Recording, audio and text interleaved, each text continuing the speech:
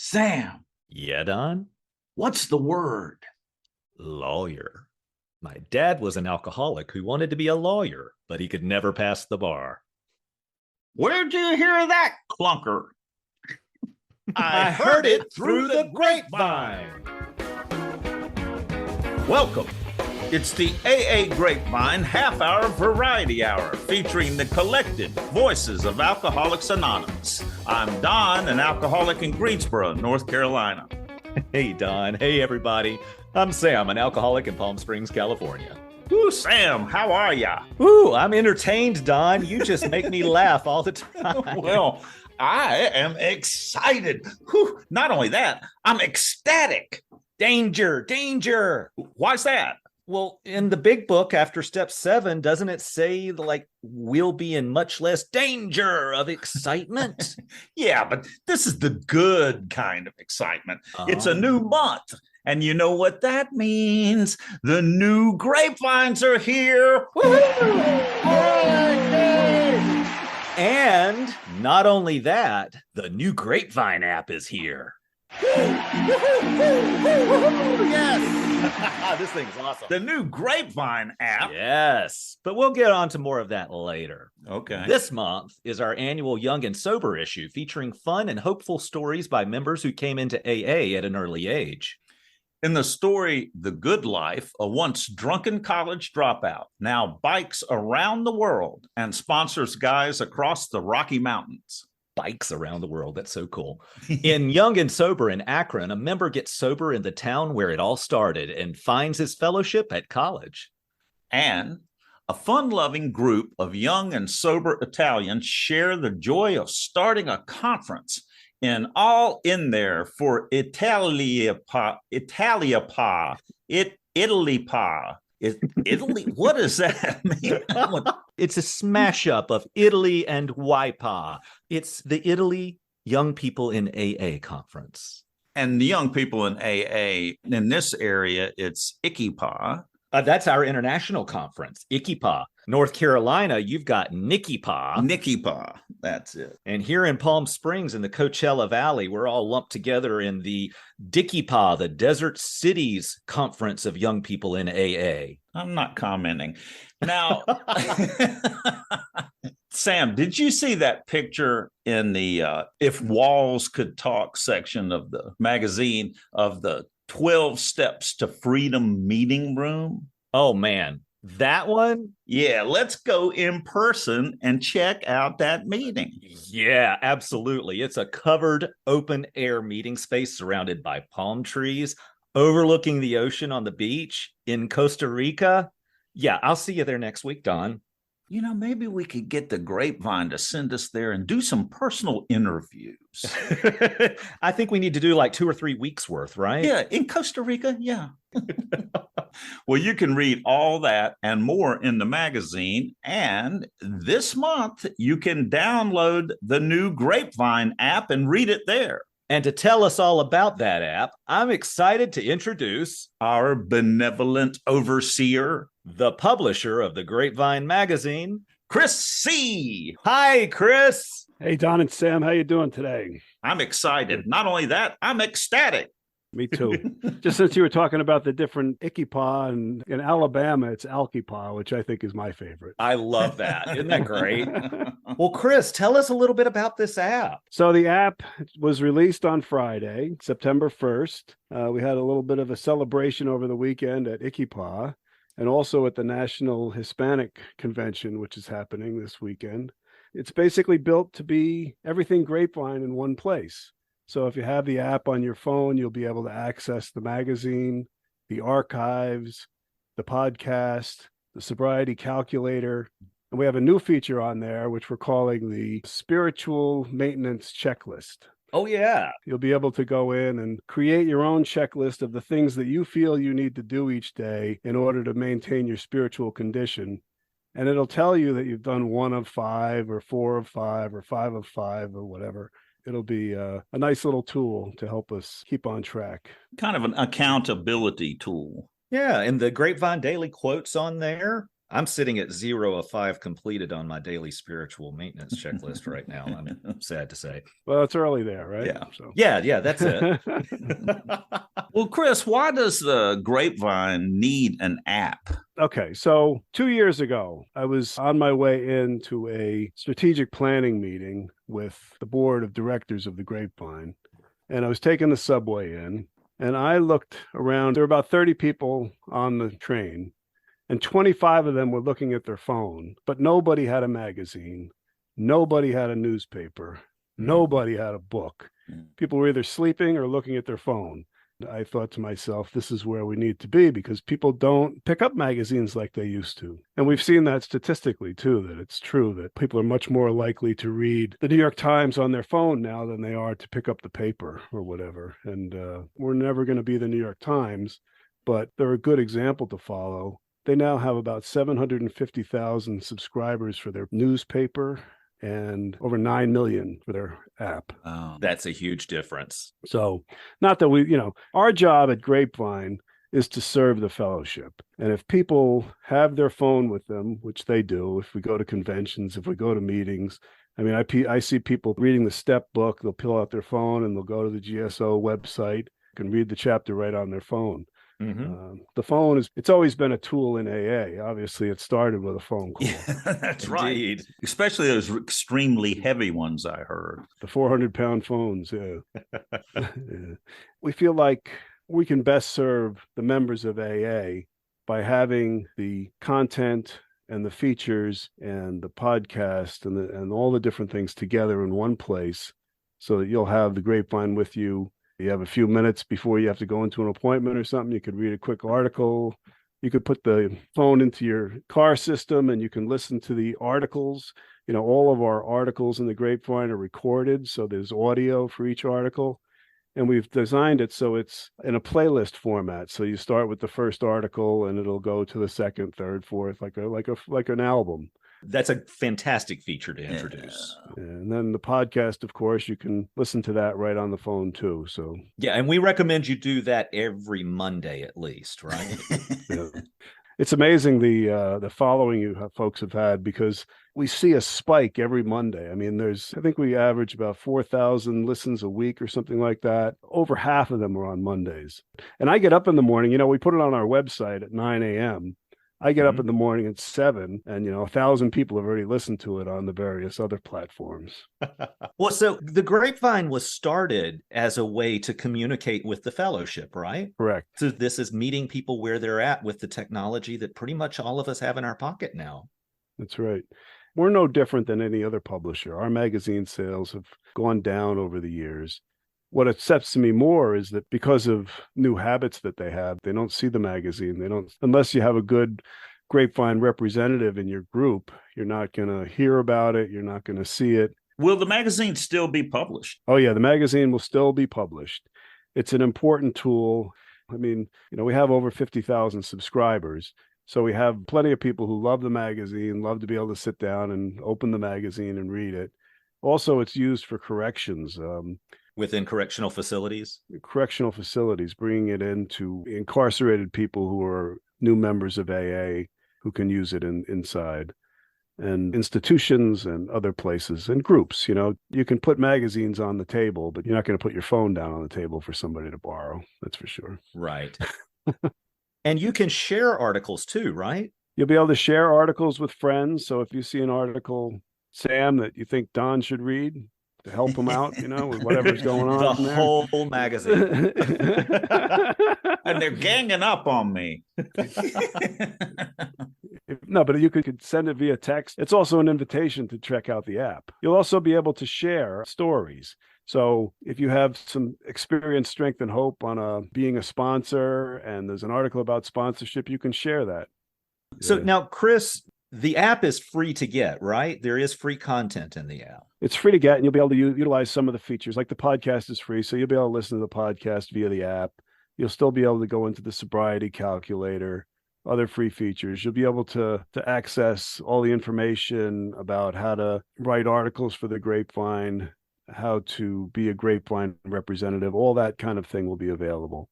But the magazine articles, the audio for the magazine, the archives, all of that's going to be behind a subscription.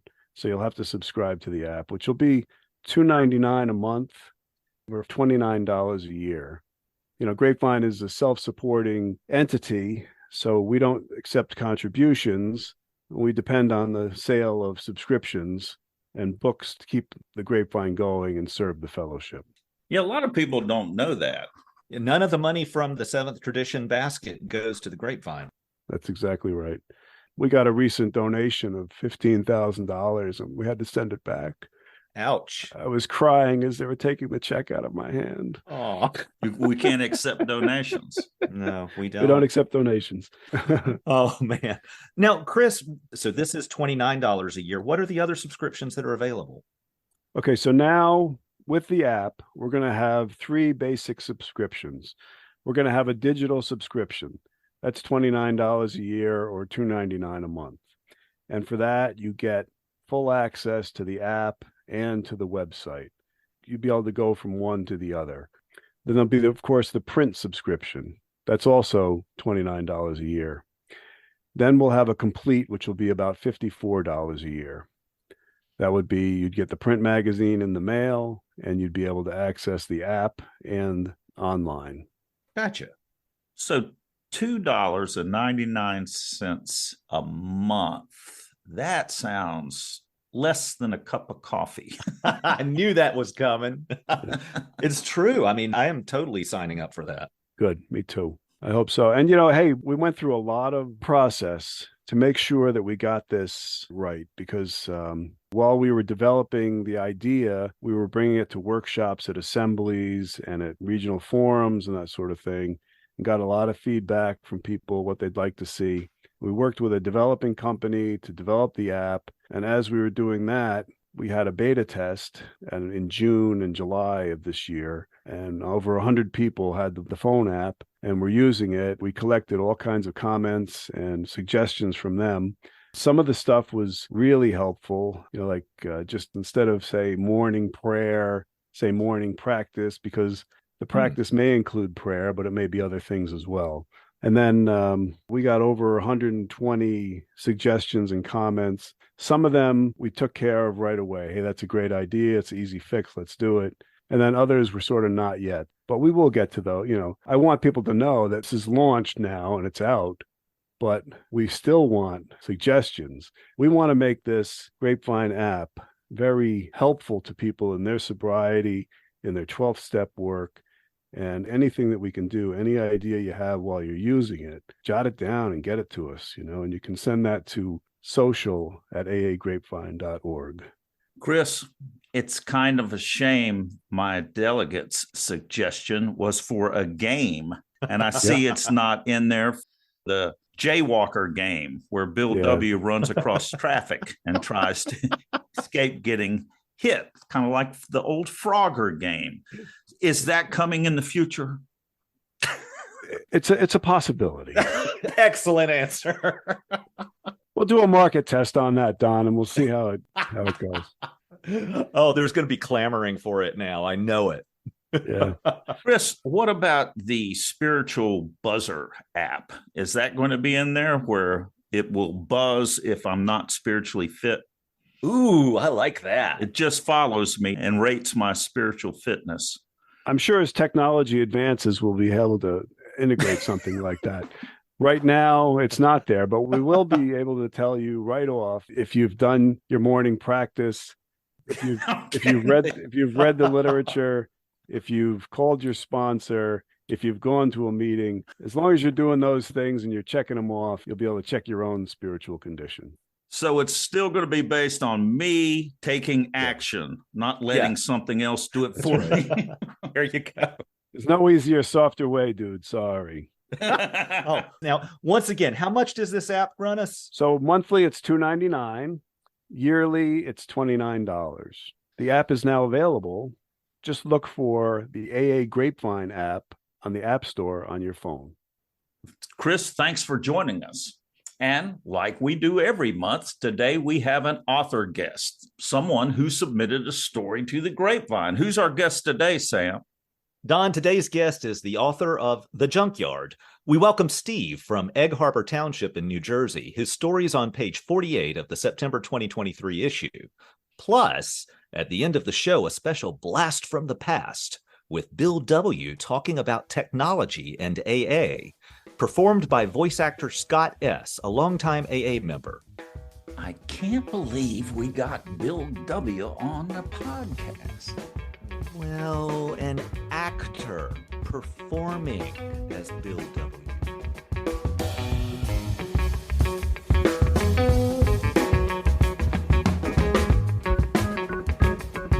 Sam, isn't it great the way AA just gives us this podcast for free? It doesn't work quite that way, Don. What?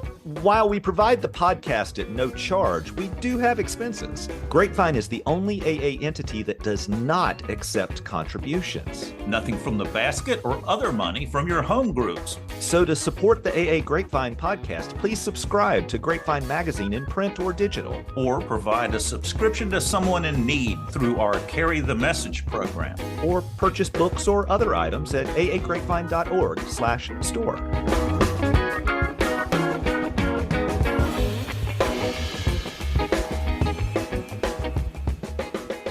My name's Steve. I'm an alcoholic. My home group is the Junkyard group. I'm in Egg Harbor Township, New Jersey. My sobriety date is January 14th, 2008. Thank you so much for joining us. Steve, I enjoyed reading your article in the Grapevine. I particularly enjoyed the photograph of the Junkyard meeting with all of these chairs sitting around a campfire, it looked like. It looked like maybe there were 500 chairs, no two exactly alike. Well, we're a salvage yard. When there's 5 new members each evening for 2 months straight, like you need to gather chairs. So a lot of chairs came from the side of the road that people put out for trash. I kind of figured that was the case. I mean, with you being at the salvage yard, that looks like a fun meeting to hang out at. Yeah. What got you started to come to the rooms of Alcoholics Anonymous? I've been an alcoholic my whole life, and I was in 5 different rehabs. I just couldn't stop drinking, with relapse and not know why and all this and that. And I was 5 days sitting on my son's couch, and on my 5th day, I had to make a decision. And my decision was my 3rd step decision to follow the instructions in the instruction book, which is the big book.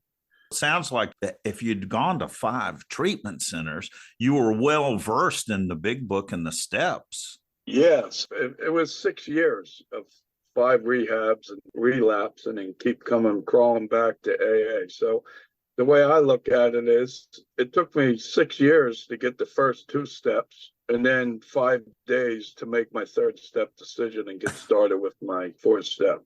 I was 27 days sober when I finished my 7th step. Once you got rocking and rolling, you moved.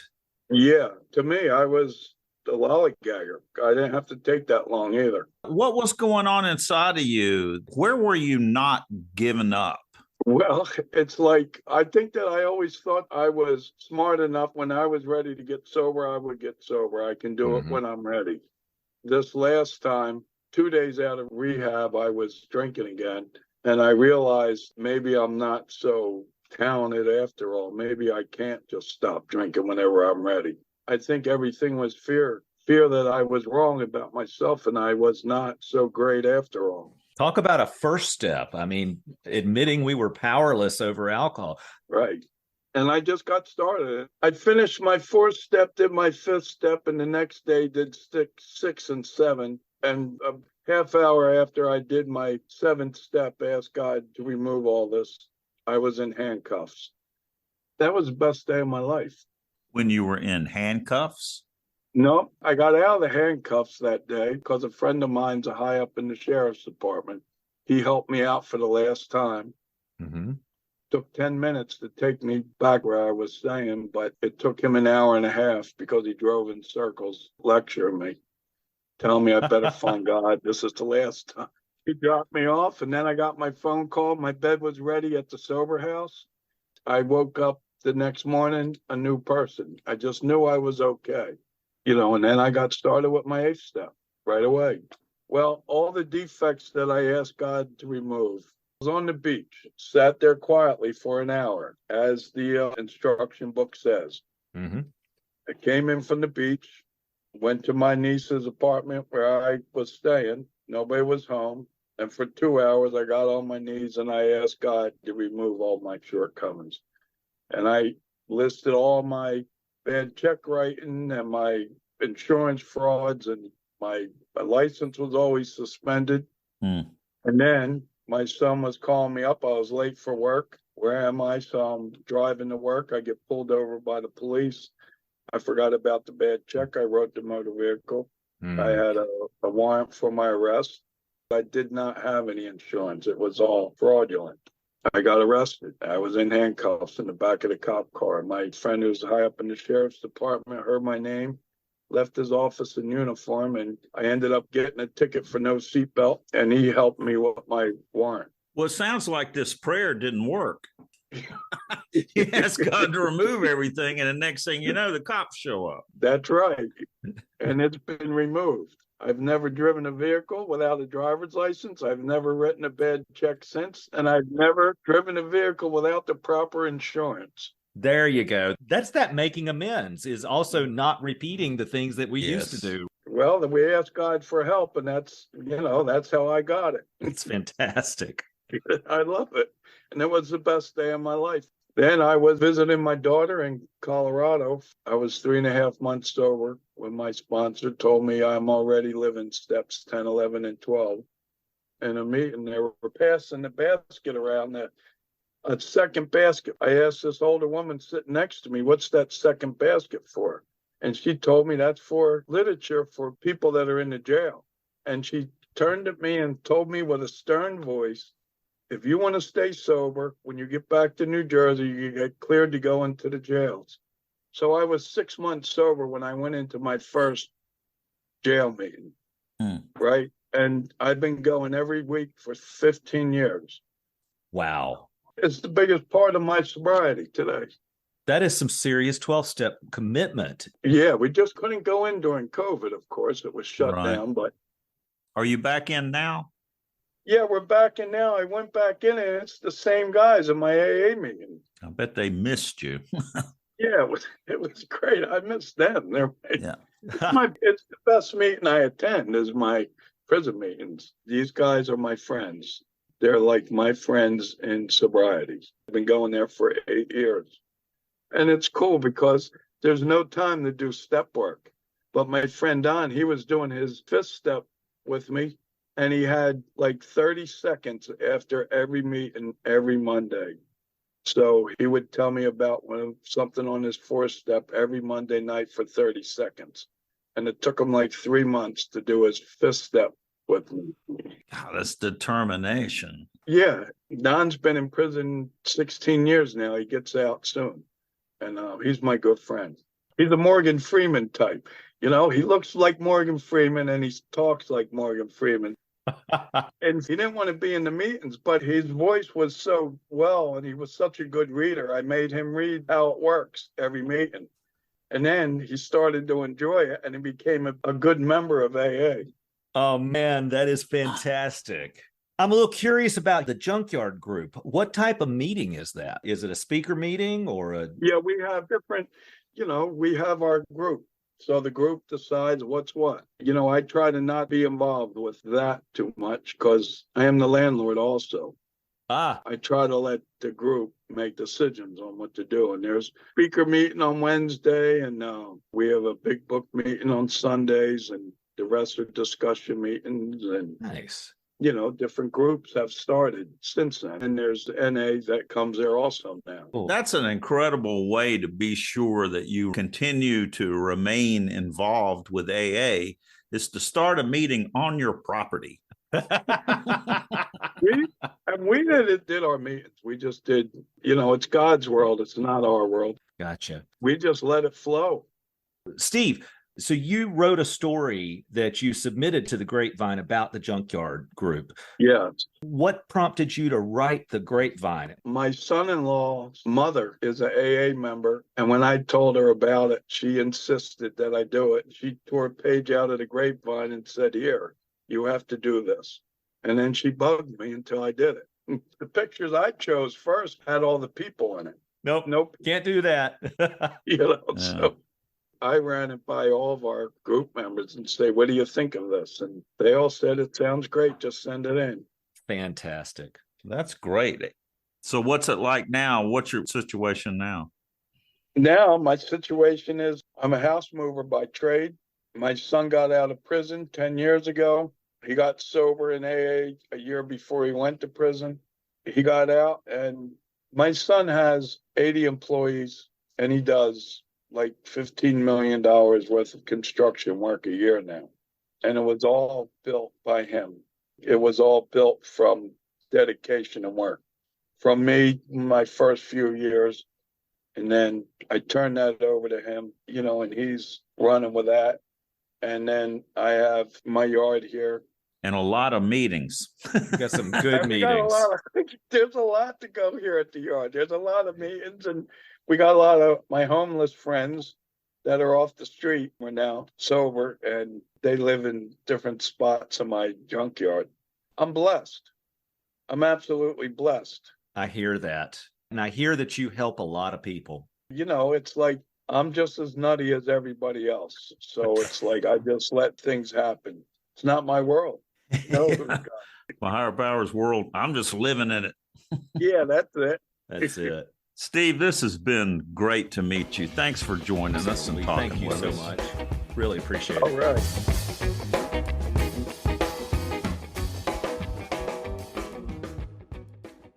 The new Grapevine app is now available, and at this historic moment in the history of the Grapevine, we want to close with quotes from Bill W., taken from his various talks as recreated by voice actor Scott S. He opens with a few words about his drinking days and the nature of alcoholism. That statement always takes me back to a summer night at a drying out place in New York, where I lay upstairs at the end of a long trail. My wife was downstairs talking to the doctor, asking him, "Bill wants so badly to stop this thing, doctor. Why can't he? He was always considered a person of enormous persistence, even obstinacy in those things that he wished to achieve. Why can't his willpower work now? It does work even yet in other areas of his life, but why not this?" And then the doctor went on to tell her something of my childhood, showing that I'd grown up a rather awkward kid and how that had thrown upon me a kind of inferiority and had inspired in me a fierce desire to show other people that I could be like them, how I had become a person who abnormally craved approval, applause. He showed her the seed, planted so early, that had created me an inferiority-driven neurotic. On the surface, to be sure, very self-confident with a certain amount of worldly success in Wall Street, but along with it, this habit of getting release from myself through alcohol. As strange as it seems to some of the clergy here who are not alcoholic, the drinking of alcohol is a sort of spiritual release. And how well alcohol seems temporarily to expel those feelings of inferiority in us, to transport us temporarily to a better world. At a time like this, before thinking about today or tomorrow, old-timers like Lois and me think about the past. I think a key word by which you might convey some little part of what has happened might be the word communication, now coming so much into the forefront of our minds. When you think about it, AA is a unique means of communication. Our lives are dependent on communication. Our unity depends on communication. Our functioning depends on communication. Everything is hung on this business of communication, and I can think back to a time when there was virtually none. Lois and I were isolated and drawing further apart, each in retreat. No communication. Dr. Silkworth makes a communication. It takes some hold on us, first hope, then happily a hopelessness. My sponsor sits across the kitchen table, on which there was no coffee in those days. It was gin. and then the unique communication starts. One drunk talking to another. So it has been. It has been a story of communication. Well, this conference is a great network of communication. Visualize how firmly this effort is beginning to rest on a base composed literally of thousands of interested people, trusted servants, working at the business of functioning worldwide. Thousands of GSRs, hundreds of committeemen. You delegates. We live in an era of change. Our 12 steps probably won't change, the traditions, not likely at all, but our manner of communication, our manner of organizing ourselves for function, for service. Let us hope that this goes on changing for the better, forever. Therefore, nothing can matter more to the future welfare of AA than the manner in which we use this colossus of communication. Used unselfishly and well, the results can surpass our present imagination. Should we handle this great instrument badly, well, we shall be shattered by the ego demands of our own people, often with the best of intentions on their part. Against all this, the sacrificial spirit of AA's anonymity at the top public level is literally our shield and our buckler. Here again, we must be confident that love of AA and of God will always carry the day. The adherence to our traditions is so astonishing, really, when you stop to think of the power drivers like me who love to bust loose at the public level and that sort of thing. AA is full of these people, and yet the conformity to these traditions is beyond belief. It isn't just a matter of self-preservation. It's the spirit of AA that makes this possible. Out of it will come a better communication with our friends and through every possible medium to an increasing segment of the people we haven't reached. I have profound confidence. We reference the past and its lessons for so long as those teachings work, and when they don't, we readapt, we reshift. That has been our history. There's a very natural resistance we have toward change. We're apt to say, well, it worked very well the way it was, so why change? But after all, we have undertaken several tremendous changes.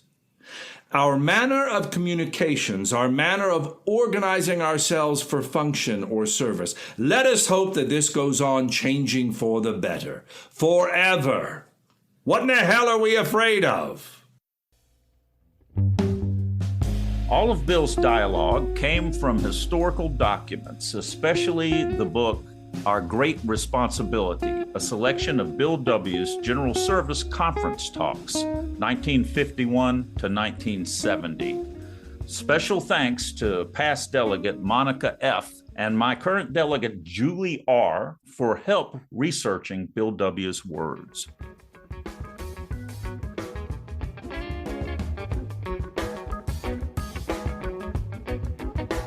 Hi, folks. We need your stories on the individual traditions. Pick one and write about your or your group's experience with it. How has a tradition played a part in your life? How has your understanding of a tradition changed? What is a personal experience where a tradition played a part? Visit aagrapevine.org for guidelines and to submit.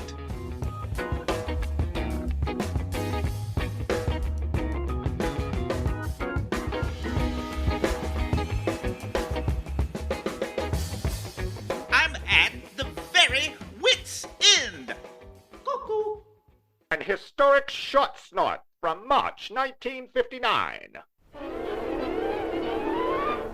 In a virtual blackout, a future member staggered home, made his way through the house, and wound up in the shower stall of his bathroom. Groping in the dark, he turned on the water and was soon a sodden sot. The commotion woke up his wife, who took a dim view of the situation and loudly told him so. Oh, I know, but let me in. It's raining out here.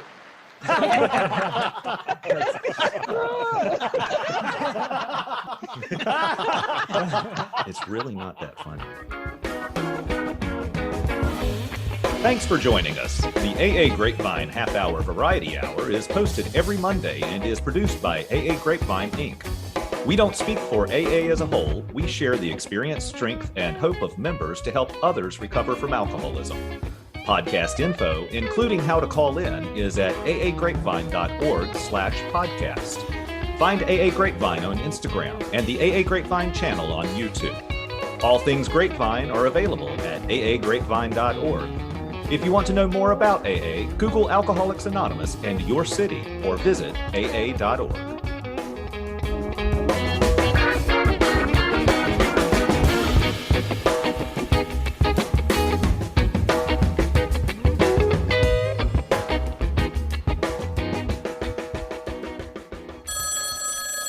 Hi, my name is Heather C. I live in Conway, Arkansas. My home group is Graced Women, and I love the podcast. Dawn and Sam, you get the best guests, but I mean, maybe every AA member is a good guest. You guys just ask the best questions. So anyway, I listen every morning whenever I come to work. I'm commuting about 30 minutes, so the AA Grapevine half-hour variety hour is the perfect length and perfect subject matter to keep my head straight whenever I'm driving to work and focus on good things instead of what I may not think is right with the world and other drivers. So anyway, thank you so much for the service you provide and the work you do. It's so great. And I always like to mention you guys in meetings that I go to.